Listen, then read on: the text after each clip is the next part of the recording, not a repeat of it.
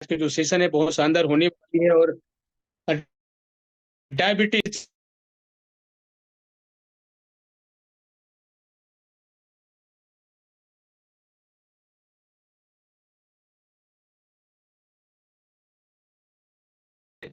और उसके निदान किस प्रकार से किया जाता है, हमारे आशा किरण वेंचर्स लिमिटेड के प्रोडक्टों के माध्यम से हम किस तरह से उसका निदान करा सकते हैं, इस पर बहुत ही शानदार तरीके से बात होगी। तो मेरी आशा है, मुझे आशा है आप सबसे कि आप लोग ध्यान अपना मोबाइल को अपने स्क्रीन को रखेंगे और आचार्य महोदय जी को जो भी बातें यहाँ पर जानकारी होती है सीखने का प्रयास करेंगे। तो साथियों, मैं आज के समय को ज्यादा व्यक्त नहीं करूंगा ज्यादा, क्योंकि आज का टॉपिक बहुत शानदार है और मैं भी सीखना चाहता हूँ। इसीलिए मैं बहुत ही अतिशीघ्र आप सबके सम्मान के साथ एक डिजिटल तालियों के साथ आज की जो प्रवक्ता है माननीय आचार्य महोदय जी, जो आयुर्वेदाचार्य भी हैं, विश्व आयुर्वेद परिषद में एक शानदार सर्टिफाइड मेंबर भी हैं, जो एक बहुत ही शानदार वक्ता हैं, शानदार कहने की शब्दों के जादूगर कह सकते हैं, जिनके माध्यम से हमें आज अ, मधुमेह के बारे में पूरी कंप्लीट जानकारी मिलने वाली है। तो ये जानकारी हम सबके लिए बहुत जरूरी है दोस्तों। तो मैं अति शीघ्र सर को इन्वाइट करना चाहूंगा। तो आज के जो प्रवक्ता हैं हमारे आचार्य महोदय जी, वेलकम सर। आप आएंगे, आज की जो सेशन है उसको आपके सुपुर्द करता हूँ सर। बहुत बहुत स्वागत सर आपका सेशन में, वेलकम सर।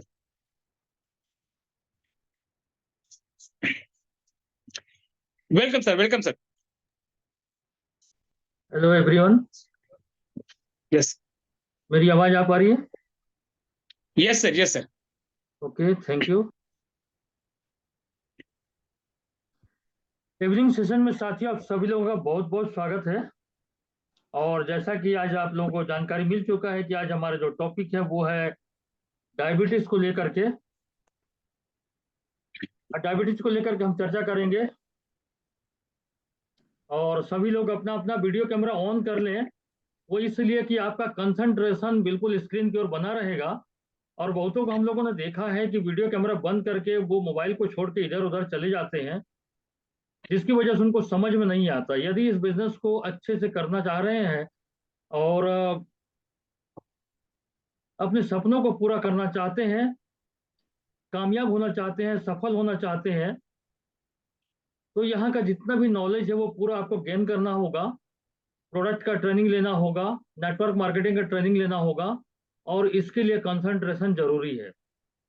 तल्लीनता के साथ स्क्रीन पर नजर बनाए रखें और जो भी चीजें कही जाती हैं, जो आपको अच्छा लगता है उसे आप नोट डाउन करें। एक मिनट रुकिएगा थोड़ी सी।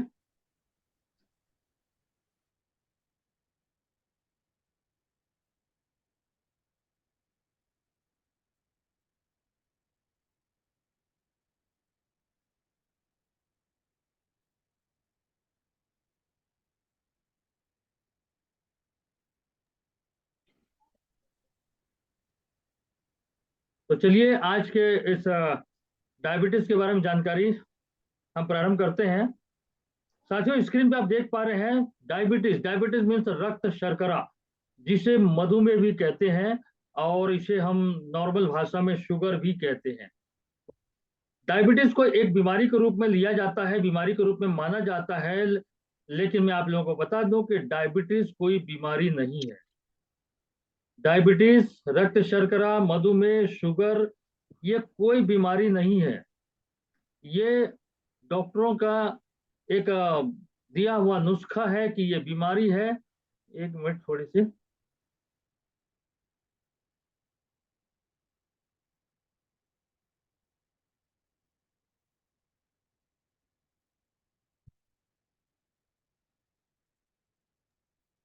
चलिए साथी आगे बढ़ते हैं। डायबिटीज के बारे में बात कर रहे थे। डायबिटीज कोई बीमारी नहीं है। अब आप लोगों को लग रहा होगा कि सर कैसे बोल रहे हैं, डायबिटीज बीमारी नहीं है, और अभी तक तो हमने सुना था कि डायबिटीज बीमारी है।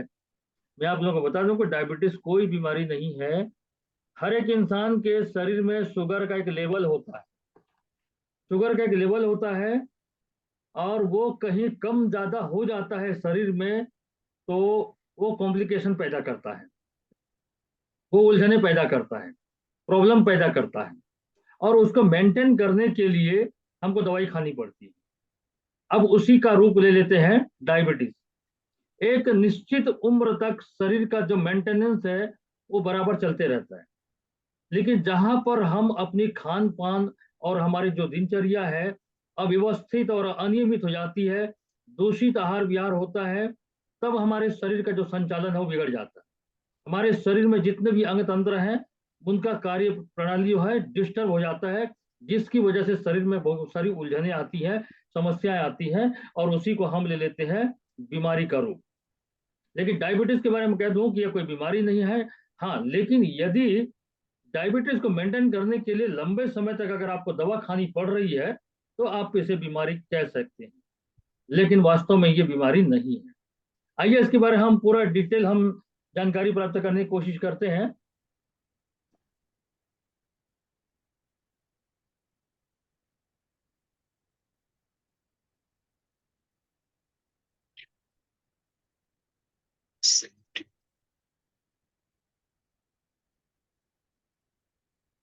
एक मिनट रुकिएगा, स्लाइड आगे नहीं बढ़ रहा।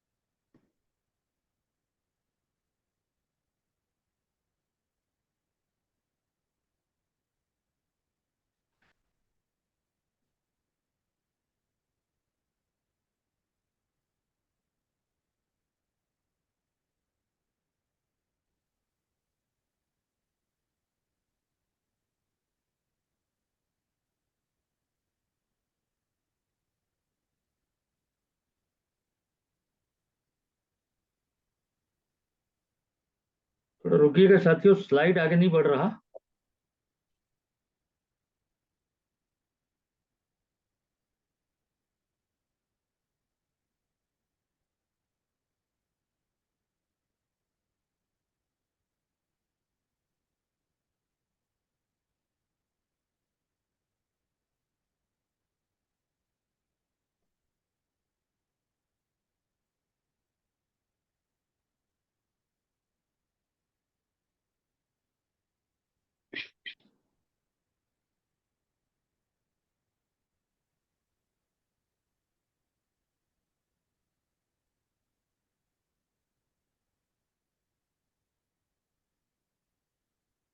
ओके,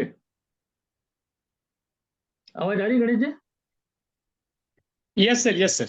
ओके, तो हम बात कर रहे थे डायबिटीज, और हम बात करेंगे आज उसके कारण, लक्षण और उपचार के बारे में, कि किस कारण से डायबिटीज होता है, उसके क्या क्या सिम्टम्स आते हैं, उसके क्या क्या लक्षण होते हैं, और हमको हमारे शरीर में क्या प्रॉब्लम क्रिएट करते हैं, और उसका हम आयुर्वेद में यानी हमारी आशा किरण वेंचर्स लिमिटेड में हम उसका कौन सा ट्रीटमेंट हम कर सकते हैं, इसके बारे में हम जानकारी प्राप्त करें। लेकिन उससे पहले थोड़ी सी अगर हम बॉडी संरचना के बारे में हम बात करें और हमारे शरीर रचना को थोड़ा सा हम ध्यान से देखें तो हमको इसको समझने में आसानी होगी और डायबिटीज को ठीक करने में अपने को आसानी होगी। और साथियों, जो भी आप हमारे डिस्ट्रीब्यूटर यहाँ पर देख रहे हैं इस प्रोग्राम को, इस जो ये आप देख रहे हैं मानव संरचना, मानव शरीर की रचना, इसको थोड़ी से आपको एनाटॉमी का आपको अध्ययन करना पड़ेगा।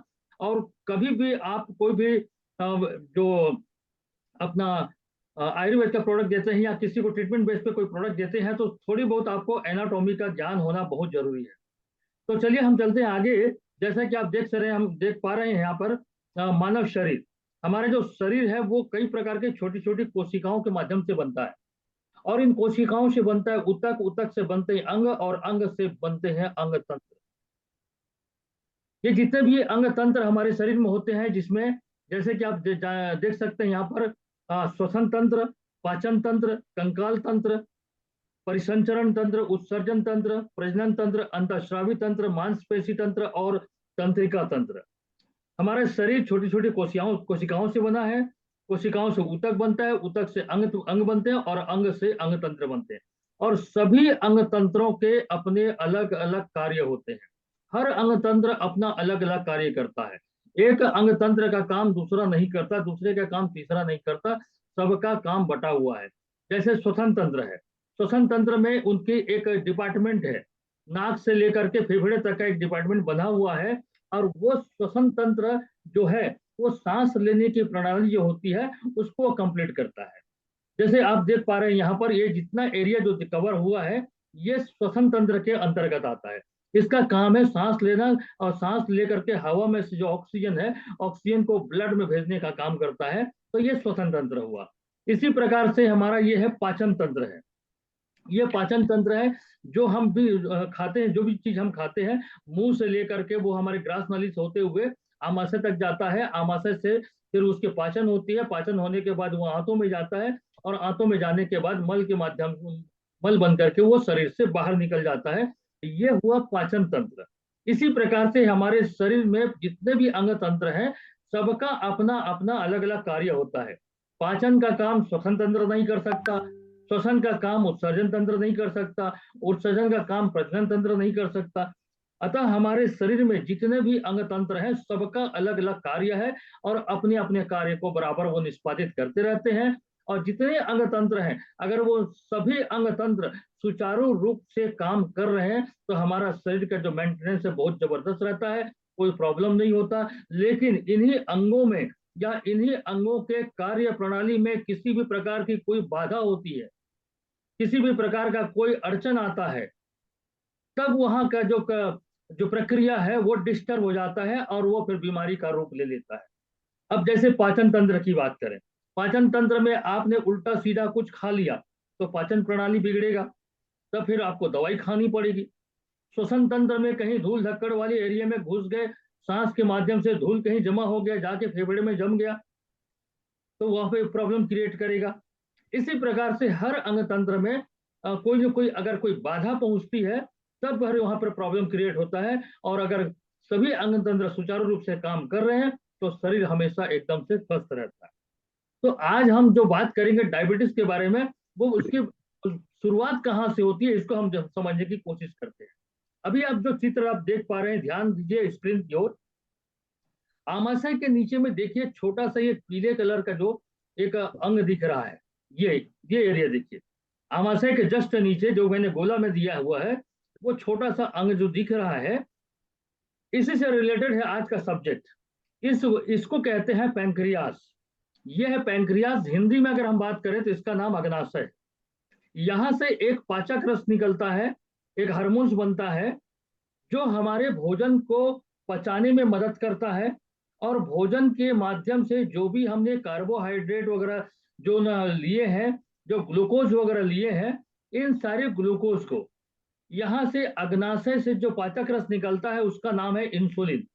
ये इंसुलिन उस कार्बोहाइड्रेट से निकलने वाले ग्लूकोज को ये बाहर ले जाता है हमारी कोशिकाओं तक, और कोशिकाओं तक ले जा करके वो उसको एनर्जी में कन्वर्ट करता है। ध्यान से समझिएगा, तब आपको डायबिटीज बिल्कुल समझ में आ जाएगा, एकदम बारीकी से समझेंगे।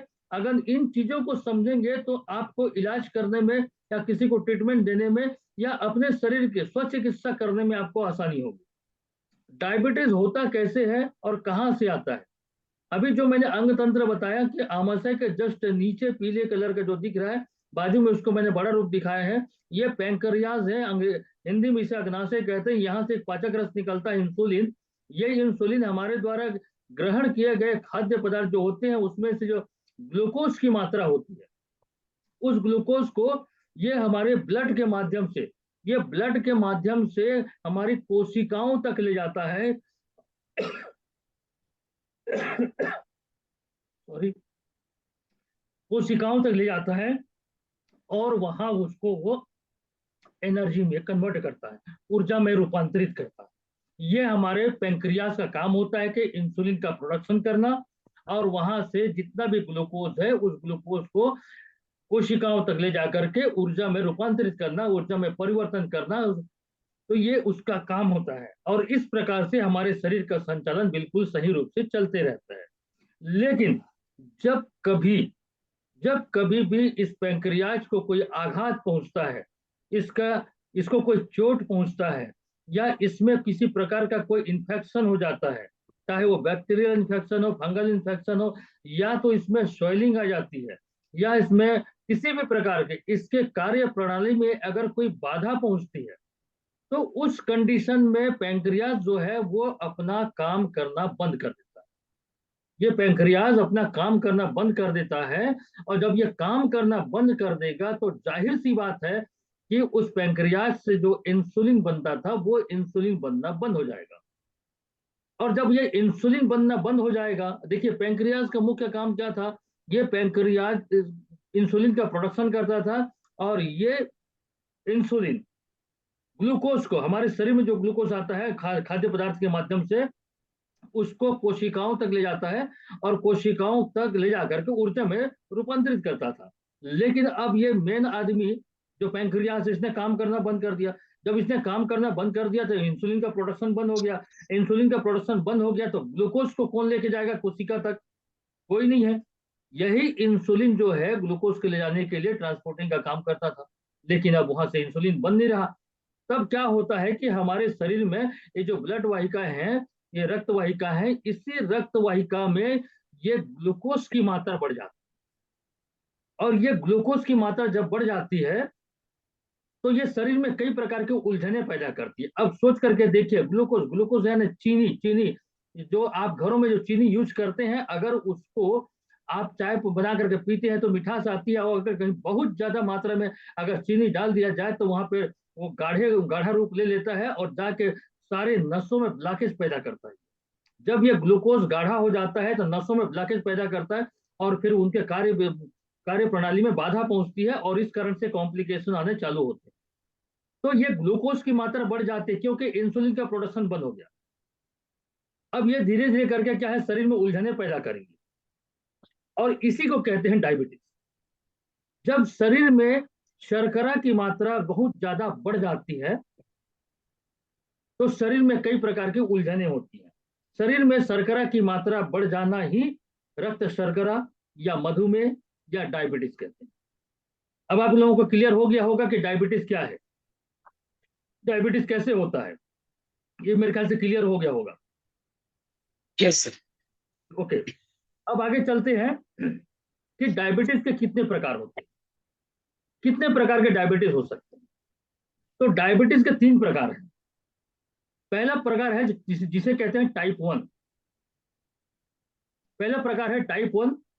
टाइप 1 डायबिटीज क्या होता है कि ये पैंक्रियाज से पर्याप्त जो इंसुलिन नहीं बन पाता, पैंक्रियाज अपना काम ढंग से नहीं कर पाता, उसको कोई प्रॉब्लम आ जाती है, उसके कार्य प्रणाली में कोई बाधा हो जाती है, या वो खुद बीमार हो जाता है, तो उस कंडीशन में पर्याप्त इंसुलिन नहीं बना पाता या बिल्कुल भी नहीं बन पाता। जब इंसुलिन नहीं बन पाता है तो इसको कहते हैं टाइप 1 डायबिटीज। दूसरा जो है वो टाइप 2 डायबिटीज। टाइप 2 डायबिटीज क्या होता है कि इसमें इंसुलिन तो बनता है बट बॉडी इसका उपयोग नहीं कर पाती, यानी कि वो बन करके वहीं पर रहता है, और ये माने इंसुलिन जो है बन तो रहा है जरूर, देखिए आलसीपना दिखाता है। ये कोशिकाओं तक ग्लूकोज को लेके नहीं जाता। पहले कंडीशन टाइप 1 में इंसुलिन नहीं बनता, और टाइप 2 में क्या है, इंसुलिन बनता तो है बट ये वर्क नहीं करता, तो इसको कहता है टाइप 2 डायबिटीज। और तीसरे प्रकार का जो है वो है आपका जेस्टेशनल डायबिटीज, जिसे गर्भकालीन डायबिटीज कहते हैं। गर्भकालीन डायबिटीज यानी कि ये जो प्रॉब्लम आती है महिलाओं को गर्भाधान के समय, जब महिला गर्भ में रहती है तो उस समय ये डायबिटीज होने की संभावना बनी रहती है। उसका जो प्लेजेंटा होता है, ये प्लेजेंटा क्या करता है, ये इंसुलिन के प्रोडक्शन में बाधा पैदा करता है। ये किस कंडीशन में होता है, ध्यानपूर्वक समझिएगा। गर्भकालीन स्थिति में जो प्लेजेंटा ऊपर में देख रहे हो, बच्चे के ऊपर में जो दिख रहा है प्लेजेंटा है वो, यानी कि जिसको हम आम भाषा में फूल कहते हैं, आम भाषा में फूल कहते हैं। ये प्लेजेंटा, ये जो क्या करता है, पैंक्रियाज से जो इंसुलिन का निर्माण होता है उसमें ये अवरोध पैदा करता है, ये बाधा पैदा करता है। तो ये पैंक्रियाज को उद्वेलित कर देता है, इंसुलिन प्रोडक्शन के लिए मना कर देता है, तो इस कारण से इंसुलिन का बनना कम हो जाता है, फिर ग्लूकोज की मात्रा बढ़ जाती है। तो गर्भकाल में भी गर्भवती महिला को डायबिटीज की समस्या हो सकती है, और ये हर किसी को नहीं, किसी किसी में होती है। तो ये 3 प्रकार के हैं। तो अपने को पूरे तीनों प्रकार के डायबिटीज में एकदम गहराई तक नहीं जानी है, हमारा जो प्रोडक्ट है उस प्रोडक्ट के हिसाब से अपने को तीनों को हम दे सकते हैं, है ना। टाइप 1 डायबिटीज, टाइप 2 डायबिटीज और जो गर्भकालीन स्थिति है, उसमें तीनों में हम उसको अपने प्रोडक्ट को दे सकते हैं। अब देखते हैं मूल कारण क्या है और क्या क्या कारण हो सकती है। एक तो कारण हमने बताया कि यदि पैंक्रियाज, आप लोग वीडियो कैमरा ऑन करके बैठे हैं, वीडियो कैमरा सभी लोग ऑन करके बैठेंगे तो शायद मुझे बहुत खुशी होगी। और कमांडो, कमांडो के लिए सख्त निर्देश है सर, सभी कमांडो वीडियो कैमरा ऑन करके बैठे, क्योंकि ये कमांडो को शोभा नहीं देता कि छुपके छुपके से इस प्रकार से काम करें। कमांडो लोग वीडियो कैमरा ऑन रखें। तो यहाँ पे हम बात कर रहे थे कि टाइप 1 डायबिटीज, टाइप 2 डायबिटीज और गर्भकालीन कंडीशन में जो ये जो गर्भकालीन स्थिति में जो डायबिटीज होता है, इसके लिए अपने प्रोडक्ट को हम दे सकते हैं, हर किसी को दे सकते हैं। तो अपने को इन प्रकारों में डीप में अपने को जाना नहीं है। आगे हम चलते हैं कि और कौन से कारण हो सकते हैं, और कौन से कारण हो सकते हैं डायबिटीज के। देखिए, डायबिटीज होना एक बढ़ती उम्र की समस्या है, पहला। दूसरा जो है अनुवांशिकता, यानी कि अगर ये परिवार में किसी को है तो ये पीढ़ी दर पीढ़ी ये ट्रांसफर होना चालू हो जाता है। तो अगर परिवार में किसी को डायबिटीज है तो आने वाली पीढ़ी को भी डायबिटीज होने की संभावना बनती है।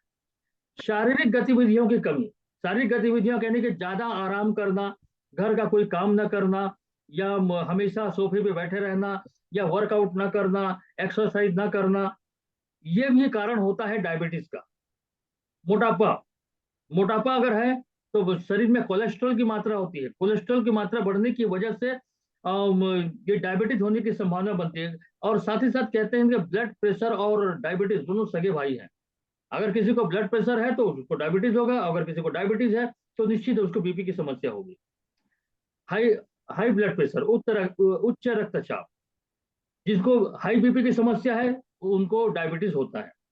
उच्च कोलेस्ट्रॉल लेवल, जिस प्रकार से आज हम लोग रिफाइंड तेल वगैरह का हम सेवन कर रहे हैं, मार्केट का जंक फूड का सेवन कर रहे हैं, तो हमारी बॉडी में क्या होता है कि कोलेस्ट्रॉल लेवल बढ़ जाता है, जिसकी वजह से भी ये संभावना बनती है। यदि कोई व्यक्ति डिप्रेशन में है या बहुत ज्यादा मानसिक तनाव में है तो उसको भी डायबिटीज होने की संभावना बनी रहती है। दूषित आहार विहार, जितना भी जंक फूड का सेवन करते हैं और अपना पैकेज्ड फूड है, प्रोसेस्ड फूड है, और मार्केट का जो रिफाइंड का जो हम तेल ले रहे हैं, ये सब दूषित आहार विहार के अंतर्गत आता है।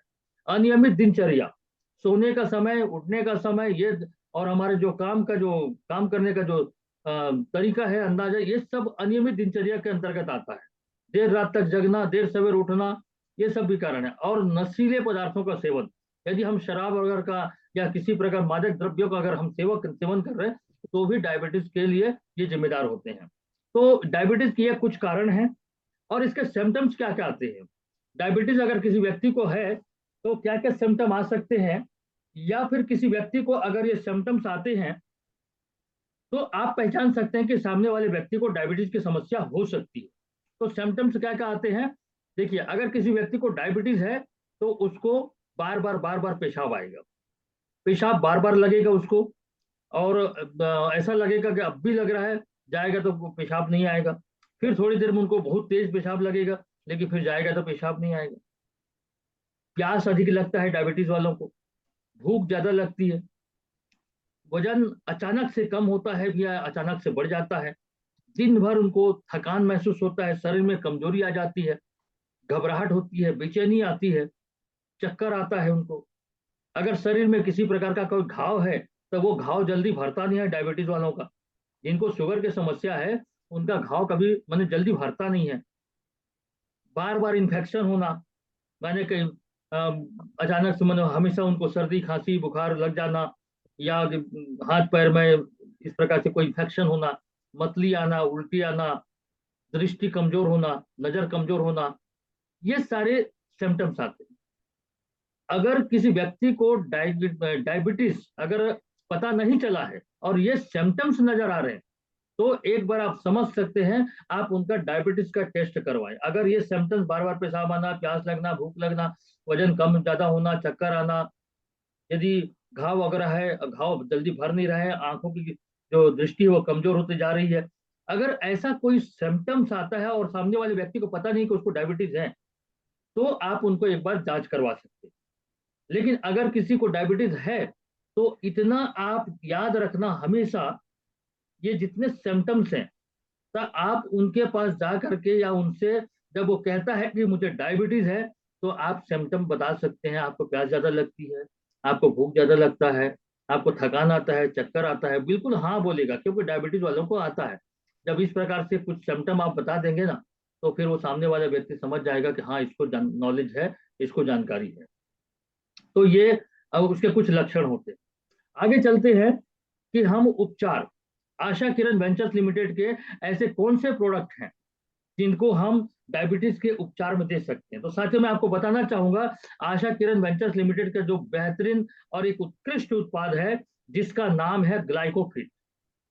ये ग्लाइकोफिट और ग्लाइकोफिट के साथ में रेंजोआ, ये दो आइटम देते हैं तो उनके रक्त शर्करा को नियंत्रित करने में बहुत मदद मिलता है। रेंजोआ क्यों ऐड कर रहे हैं? क्योंकि डायबिटीज की वजह से शारीरिक कमजोरी हो जाती है। डायबिटीज की वजह से शरीर कमजोर हो जाता है, थकान आती है, अनिद्रा हो जाती है, अनिद्रा की समस्या होती है, भूख में भूख में भी प्रॉब्लम आता है। तो इस प्रकार से शरीर में जो कमजोरी होती है उस कमजोरी को दूर करने के लिए रेंजोआ ऐड करते हैं और मेन काम करता है ग्लाइकोफिट। इस ग्लाइकोफिट में कौन कौन सा घटक द्रव्य मिला हुआ है? इसमें नीम, जामुन, करेला, गुड़मार, मेथी, अदरक और इस प्रकार से आपका हरड़, बेल, गिलोय और पिपली, इतने सारे चीज इस ग्लाइकोफिट में मिले हुए हैं। नीम के बारे में सभी जानते हैं। नीम तो कई प्रकार के जीवाणु नाशक, संक्रमण नाशक, उसी प्रकार से जामुन, करेला, गुड़मार, ये सारी चीजें जो रक्त शर्करा को नियंत्रित करती है, ये इस ग्लाइकोफिट में ऐड है।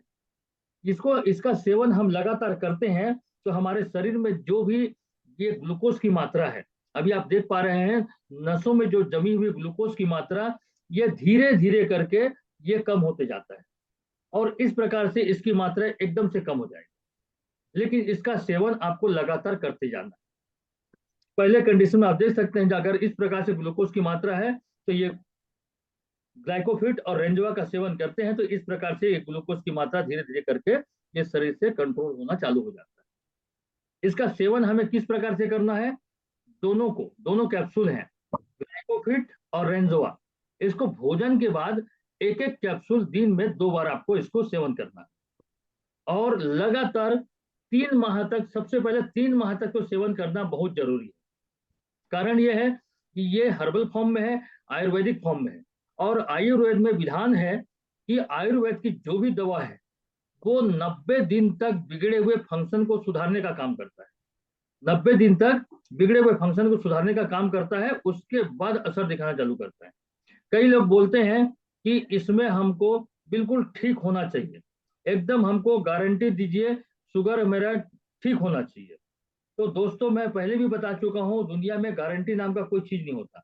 यदि उनको स्वस्थ होना है, यदि उनको स्वस्थ रहना है, लंबी जिंदगी जीनी है, तो दवा का उनको सहारा लेना पड़ेगा। एक निश्चित उम्र तक हमारे शरीर के सभी अंग तंत्र बराबर काम करते हैं और जहां आधा उम्र होता है, आधा उम्र के बाद में हमारा बॉडी रिपेयरिंग मांगता है। जिस प्रकार से नया मोटरसाइकिल लेते हैं, 2 साल तक आपका गाड़ी स्मूथ चलता है, 2 साल के बाद में आपकी गाड़ी हमेशा रिपेयरिंग मांगती है। उसी प्रकार से एज लाइक हमारा बॉडी है, हमारा बॉडी भी 30-40 साल तक बिल्कुल बराबर चलते रहता है, लेकिन 30-40 साल जब हम अधेड़ हो जाते हैं उसके बाद हमारा बॉडी रिपेयरिंग मांगता है। शरीर में जो भी कॉम्प्लिकेशन आता है उस कॉम्प्लिकेशन को मेंटेन करना पड़ता है। और साथ ही साथ ये बता दूं कि अगर कोई व्यक्ति कहता है कि जड़ से ठीक होना चाहिए, जड़ से हमारा डायबिटीज खत्म होना चाहिए, हमारा बीपी जड़ से खत्म होना चाहिए, तो साथियों उसी व्यक्ति को पूछना कि आज तक मुझे एक आदमी भी बता दीजिए जिसका शुगर जड़ से खत्म हुआ है। एक आदमी मुझे बता दीजिए जिसका कैंसर जड़ से खत्म हुआ है। एक आदमी मुझे बता दीजिए जिसका ब्लड प्रेशर जड़ से खत्म हुआ। ये कभी जड़ से खत्म नहीं होता, इसको मेंटेन करना पड़ता है। और मेंटेन करने के लिए जब आप किसी डॉक्टर के पास जाते हैं तो वो डॉक्टर आपको रेगुलर कस्टमर बना करके पूरी जीवन भर आपको एलोपैथिक की दवा देगा। और एलोपैथिक की अगर दवा खाते हैं तो मान के चलिए आपका शुगर लेवल तो कंट्रोल रहेगा ही रहेगा, लेकिन आपके लीवर को और किडनी में प्रॉब्लम पैदा करेगा, आपके शरीर के दूसरे बॉडी पार्ट को डैमेज करेगा। लेकिन वहीं पर अगर आप उसको आयुर्वेदिक दवा खाते हैं तो आपके शरीर के और भी बहुत सारी समस्याओं को दूर करेगा और आपके किसी भी बॉडी पार्ट को खराब नहीं करेगा। दवा आपको दोनों कंडीशन में खानी है। आप चाहे अंग्रेजी दवा खाएं तो जीवन भर खाना पड़ेगा, आप चाहे आयुर्वेदिक दवा खाएं तो भी आपको जीवन भर खाना पड़ेगा। यहाँ पर शुगर के लेवल को मेंटेन किया जाता है, शुगर कभी जड़ से खत्म नहीं होता। इस बात को आप लोग अच्छी तरीके से समझ जाएं।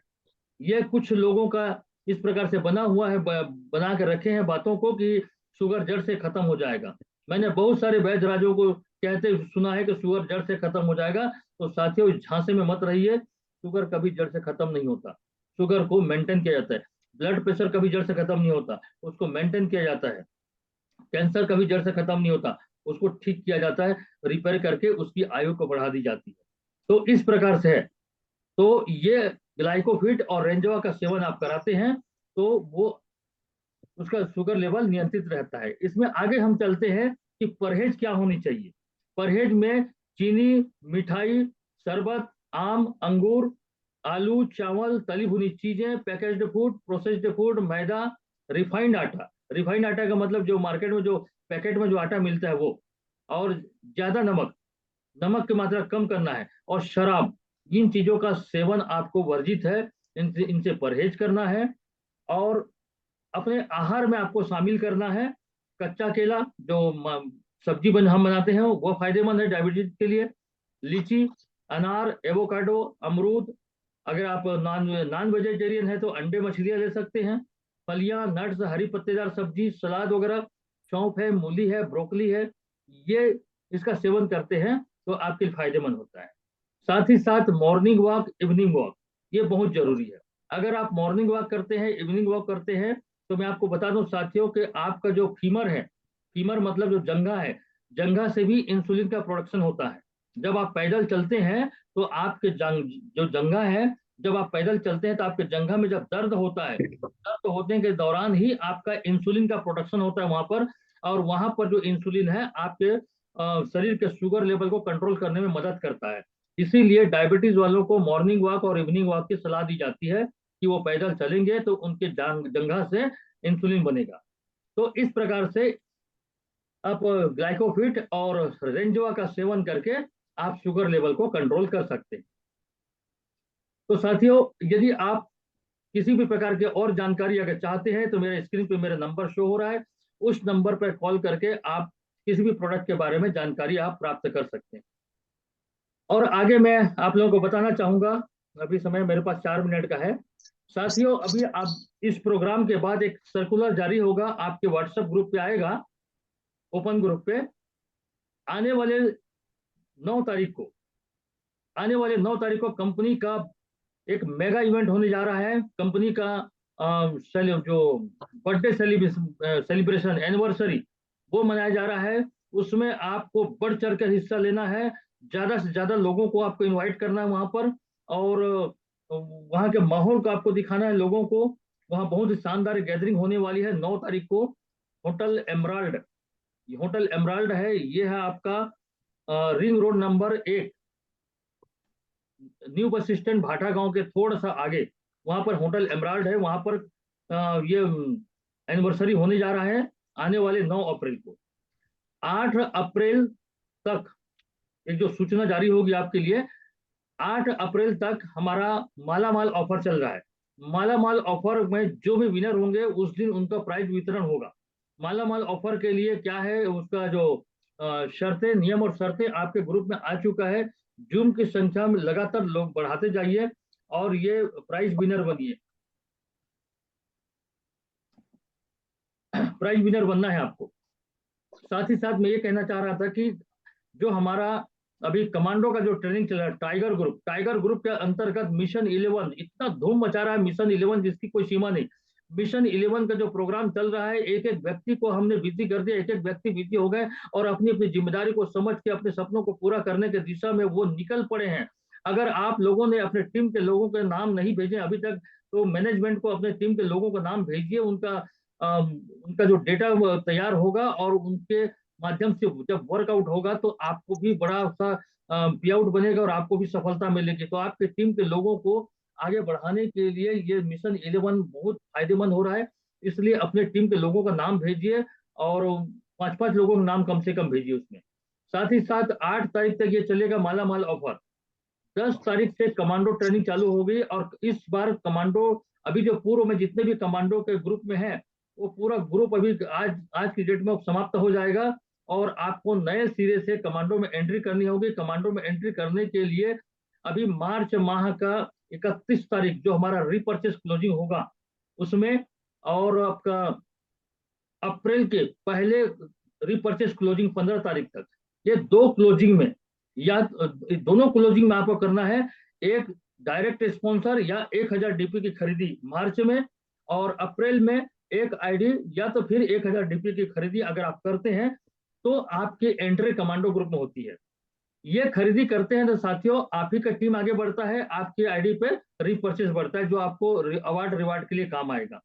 तो इस प्रकार से आपको वहां पर एक आईडी डायरेक्ट स्पॉन्सर करना है अपने लिए, या तो फिर अपनी आईडी पर सेल्फ आईडी पर 1000 का रीपर्चेस करना है आपको, 1000 डीपी का। तो इतना करके आप कमांडो में एंट्री कर सकते हैं टाइगर ग्रुप में। आने वाले समय में जो 2 दिवसीय प्रोग्राम होगा उसके लिए टारगेट भी कंपनी ने तय कर दिया है। वो टारगेट अगर आप पूरा करते हैं तो आने वाले 2 दिवसीय प्रोग्राम में आपको भाग लेने की पात्रता मिल जाती है। टारगेट जो है आपका, आपको 4 आईडी डायरेक्ट स्पॉन्सर करने हैं, या तो 2000 डीपी की परचेसिंग करनी है, या तो फिर एक माह में आपको एक कैपिंग लगानी है, या फिर 2 आईडी डायरेक्ट स्पॉन्सर करके 2 लोगों को जूम प्रोग्राम में आप इन्वाइट करते हैं तो भी आप टारगेट विनर हो जाते हैं और 2 दिवसीय प्रोग्राम में आपकी हिस्सेदारी हो जाती है। और आगे से आप लोगों को बता दूं, एक खुशखबरी है कि 3 माह तक टारगेट आपको पूरा करने की जरूरत नहीं है, मात्र 2 माह अगर आप पूरा करते हैं, सिर्फ 2 माह में ही आप 2 दिवसीय ट्रेनिंग में भाग लेने की पात्रता आपको मिल जाती है। तो साथियों अपनी वाणी को यहीं पर विराम दूंगा। सर्कुलर आज रात को जारी हो जाएगा। Over to Ganesh ji. बहुत बहुत धन्यवाद सर। आज आपने बहुत सारी चीजें यहाँ पर रखी हैं हमारे फायदे के लिए। एक तो आपने डायबिटीज को लेकर बहुत सारी जानकारी और बहुत ही सारगर्भित जानकारी आपने दी है कि एक छोटा सा पार्ट्स, हमारे बॉडी का एक छोटा सा पार्ट्स पूरी बॉडी को कहना चाहिए कि खराब कर देता है। एक छोटा सा पेंक्रियाज आग्नाशय। दोस्तों आप लोगों ने आज बहुत ही अच्छे तरीके से मधुमेह के बारे में जानकारी लिए हैं। मैं बहुत बहुत धन्यवाद करता हूँ सर जी का, जिन्होंने डीपली जानकारी आज दिया है। आज बहुत सारे लोगों को पता नहीं है कि शुगर होने का कारण क्या होता है, शुगर होती क्या है। सबसे पहले तो लोग बीमारी समझ लेते हैं, लेकिन आज पता चला सर के माध्यम से कि बीमारी नहीं, एक समस्या है जो हमारे गलत खान पान, अनियमित दिनचर्या की वजह से होती है। तो बहुत बढ़िया रहा आपकी जानकारी।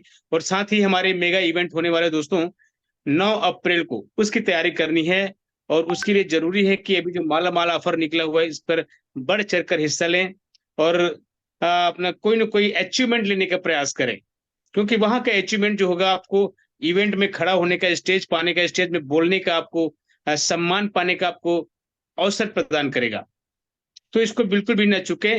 और अगला हमारा 2 दिवसीय के बारे में भी सर जी ने बताया है, तो उसकी भी दिशा निर्देश शुरू हो गए हैं।